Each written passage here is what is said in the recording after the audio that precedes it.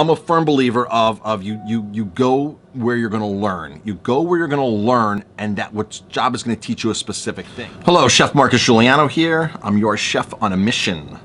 Got a question here. I love going to forums on Facebook or groups on Facebook and answering questions via video. It's really a great way for me to express myself into the full answer as opposed to sitting there typing. I'm much better on video. So, got a question here on Line Cooks, Chefs Old and New. It's a Facebook group, 115,000 members strong, great group. Here's the question. So I've posted on here before when I needed advice and you guys haven't let me down. I'm 1 year out of culinary school and have been killing it at my job, a traditional Mexican restaurant in Philly. I've learned all the stations plus the prep for the restaurant. I have recently started my sous chef training and it's going great. Shoot, the page moved on me and it's going great. My only problem is they have offered me the job of sous chef tonight and I'm nowhere near ready. While I am good at my job, I've become a jack of all trades and a master of none. Should I accept the job or should I turn it down knowing that I don't have the expertise yet? Any advice would be awesome. All right, so I've been in the restaurant industry for 30 years. I've owned a restaurant for 15 years. I'm on an advisory board to a culinary school. I used to adjunct teach at a culinary school, first and second semester students.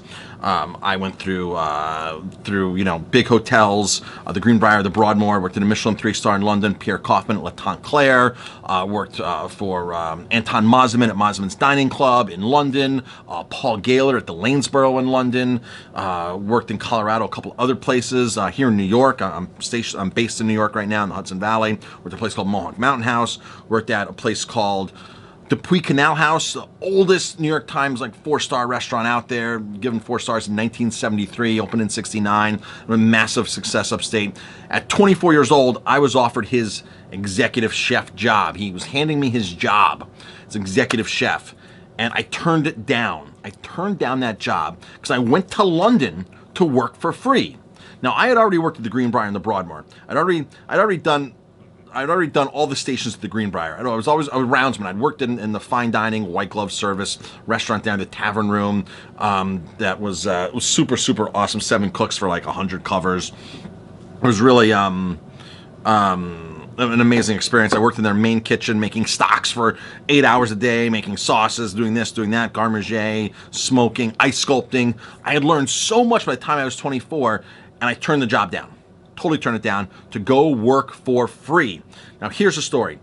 I told this to my students when I taught culinary school. I tell this to the young chefs who come to me, the young line cooks, the chef apprentices. I tell them never, ever, ever take a job for the money. You take a job for what you're going to learn, for what the job is going to teach you. You go to a place, you work a year, you max that place out, and then you go to another place for a year, year and a half. You max that place out. Now, if you're lucky enough, you set up a seasonal job where when I worked at the Greenbrier, a lot of the guys at the Greenbrier would work the summers and then go to the winters, work somewhere else. And that was great because we all come back in the springtime and we talk about our experiences in Florida, in New York, in Italy, in England. So everyone would come back and really network and talk and what they learned over the wintertime where they worked. So it was a great way to hold a steady job and seasonally and get the experience of the other places, not have to worry about quitting a job, going to another place, this and that. It was an amazing, amazing experience doing that.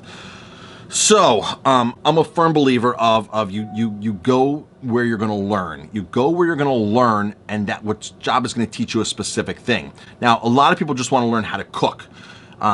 If you're going up into the sous chef level, chances are, if you're that smart and that good, you're going to progress to executive chef. And in that progression, going to executive chef, you're now more of in some places, a kitchen manager. I mean, I've been executive chef of 2 country clubs, 3 country clubs. Wow, 3 country clubs. I took my first executive chef job at 25, by the way, because when I got back from London and I had worked for a Michelin 3-star and these other places, I got back places were swiping me up. I got swiped up by the Broadmoor in Colorado as a sous chef in the restaurant, and then shortly right after, they gobbled me up at a country club at a young age, and I had learned so much. Now I'm a numbers guy. So if you're going to progress to being an executive chef, you got to know numbers. You've got to be good with numbers. You need to work a place that's going to show you how to calculate food costs, how to do inventory, how to do ordering, the whole other management part side of it. Then there's a whole thing about learning how to deal with employees. When you start stepping up to sous chef, man, you got to learn. You're like a babysitter sometimes. As a chef owner, as an executive chef, you're a babysitter. People can have differences in the kitchen. It's insane, right? It's just like, we're here to do our jobs, but it's not like that. Now, once you get into an executive chef level, if you get into an executive chef level at a restaurant, that restaurant's probably going to need help marketing, unless it's a big enough restaurant that has a marketing person and hires somebody. When I took my first executive chef job at a smaller restaurant, I was 26 or something, 27, 28, what I did was I actually had to help them market. It was a startup restaurant that I was a partner in, and I was the one who created the website. I was the one who set up the email marketing. I was the one who set up the events. I was the one who did that, because at the country club I worked at, the general manager was awesome enough to teach me about doing special events and about marketing. And even though you're marketing to a closed group in a private country club, I took those principles and put them into a public restaurant, to a place that was open to the public. So there's so many different things that you need to learn. Like, if it was me now, I would take a job at a place just to learn marketing, right? If I knew a restaurant did an amazing job at marketing, I'd go there and work. Be like, oh, okay, I'm here to cook. But then after my shift or before my shift, I was like, how'd you guys market that? How are you guys using Facebook ads? How are you guys using YouTube? How you guys direct marketing, right? Direct marketing is coming back in a strong way, because nobody's opening emails anymore. So when you send a full 6x9 color postcard in the mail to somebody and it shows up at their doorstep, they're like, wow, look at this. I'm actually holding something tangible, as opposed to going through your emails and see, man, I can't find that. I can't find this. I can't find that. So that didn't really exist back when I was a chef apprentice. You know, I worked at places that didn't rely on it. But my first executive chef job in a public in a restaurant, I should say, because I was executive chef first in a country club. I needed to learn how to market. I needed to learn how to show up to trade shows, not trade shows, but tastings, right? A wine festival, and get people's name on a database, you know, instead of, you know, the old thing was you used to drop a card in the fishbowl, right? How many times did people back in the day drop that card in the fishbowl and they never heard from the restaurant, right? Or give us your birthday. I've given my birthdays to so many restaurants in the past and I've never heard from them again. Now in the digital age, it's much easier, because they have all these apps and digital technology to capture people's information and send them offers. Nowadays, what makes a successful restaurant, yeah, you need good food, you need good service, but you need to be a master marketer. You need to be a marketing maniac. You need to learn that side. You need to learn how to get out there. You need to learn how to promote yourself, be your own PR agent. Go on to Haro, help a reporter out, start answering queries and get out there. That's why, you know, when you look at the back of our Aroma Time van, you know, seen on Good Morning America, CNN, Dr. Oz, all that kind of stuff, all this national press, Martha Stewart, all this national press, because I went out and worked that. They didn't show up to me. I worked it. I was putting up content every single day. In fact, since 2004, I've been putting up a page a day on the internet, just content. That's part of marketing. Now, I still have to cook in my restaurant. I still have to oversee the kitchen. I still got to do all these other things. So, to answer this question, you know, I wasn't ready. I could have taken the job at 24 at the Canal House, the longest running 4 times New York Star restaurant since '73. I could have taken that job on. In fact, Kevin Zralli, Winners in the World Wine Master, he started his career at Canal House. It's a very special place, John Novi. He was dubbed in the early 80s, mid 80s as the father of Nouvelle cooking. Historic property built in 1797.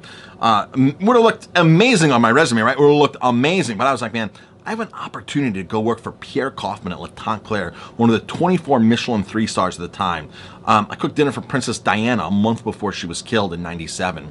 The whole royal family used to come into Mazamans to eat. So I went there and I worked for free, and I worked at these 3 different places. And I rotate going around to 3 separate places.